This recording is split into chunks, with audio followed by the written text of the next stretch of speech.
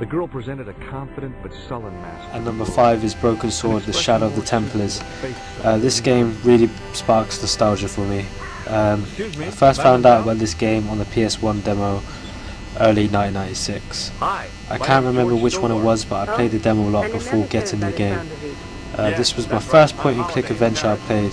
I knew about games like Monkey Island and other LucasArts titles from a close friend, but I haven't really played it since I didn't own a PC at the time. Broken Sword has such an in-depth storyline. It's funny how I was so immersed by it considering I was only like 10 years old. I believe the voice acting for this makes the game truly shine. I mean, sure, there are stunning artwork and backgrounds, but the voice acting really makes you understand each character's emotions and where they're coming from. The soundtrack to Broken Sword is very relaxing. It really brings the mood to the game. I completed this about 2 times and have replayed some parts on my PC.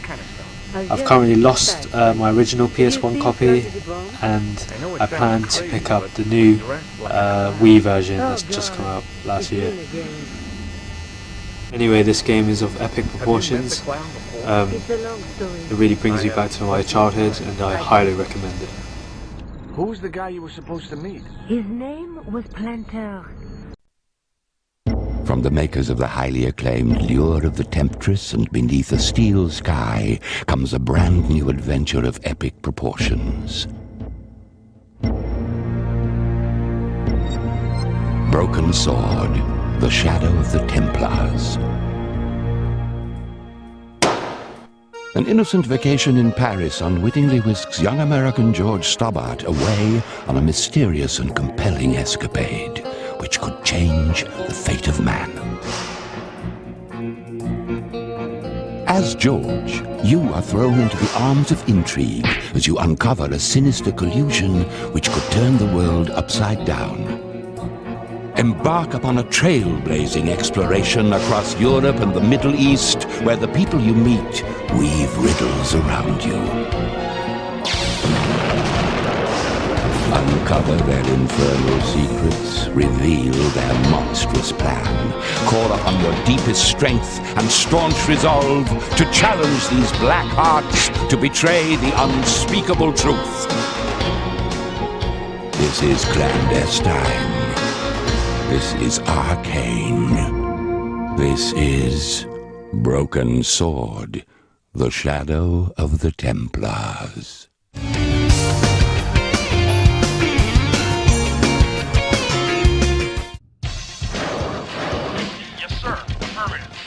New construction options. Building. And that number 4 is Command & Conquer, also known as Tiberian Dawn. I used to always watch my brother playing Command & Conquer on the PC back in the day, but he never used to let me have a go at it myself. I obtained a demo from it from a PlayStation magazine, which my mum used to buy for me like every month.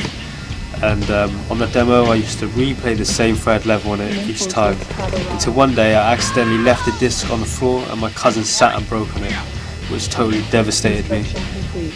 Anyway, I finally got it on the PS1 and loved every bit of it. This is my first RTS game and I easily got the hang of it.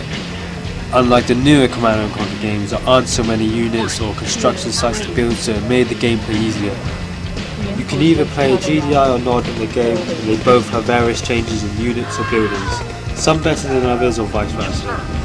One thing that really amazed me was the video cutscenes. I mean, the actors really played the part well, especially Crazy Kane. The soundtrack to the game is well produced and by far my favourite soundtrack to the other Command & Conquer games. The sound effects and voiceovers are spot on. Everything from audio was just perfected on the game. I mean, that's just how I like it. Graphically, the game was nothing spectacular, but at least you can tell the difference between Tiberian and Grass. I've completed this game several times, and just like Broken Sword, I have no idea where my original copy went. Command & Conquer has been released on the PlayStation Store, so I'll most likely be downloading it from there, so be sure to check it out. Moving out. Yes, sir. Affirmative. Moving out.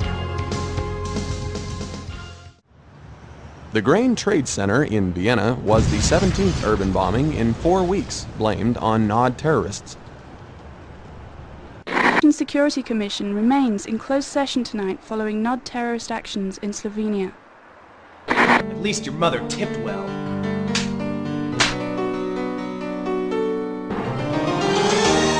Harsh, unforgiving wilderness.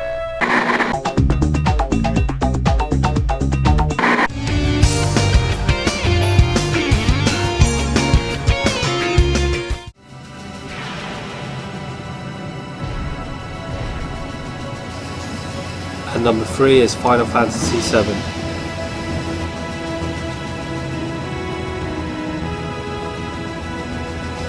I first played on Final Fantasy IV on the SNES before, but I didn't really get into it, so I wasn't much of an RPG fan until I actually bought Final Fantasy VII. This had some good reviews on a few PlayStation magazines and was mentioned a lot at my school before it was released. So with all the positive reaction towards Final Fantasy VII, I made sure I got a copy, and I'm glad I did.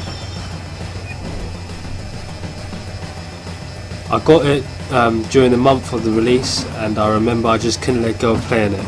I used to play it before and after school. I was that addictive to the game. I just couldn't let go of it. The storyline was so compelling to me, and I was drawn into each character and their development towards the game. The graphics were good at the time. In fact, they were light years beyond anything on the PlayStation, especially for RPGs. Everything is just well designed, and the game spanned over 3 discs, which meant hours of story, exploring, leveling, and my favourite, collecting summons. The music to this game is one of my favourites. It is composed by Nobuo Uematsu, who did a perfect job at making the music fit to the scene. Anyway, I'm totally surprised I still have the original black label in pretty good condition. I've completed this game about 3 times, and I love all the Final Fantasy VII spin-offs.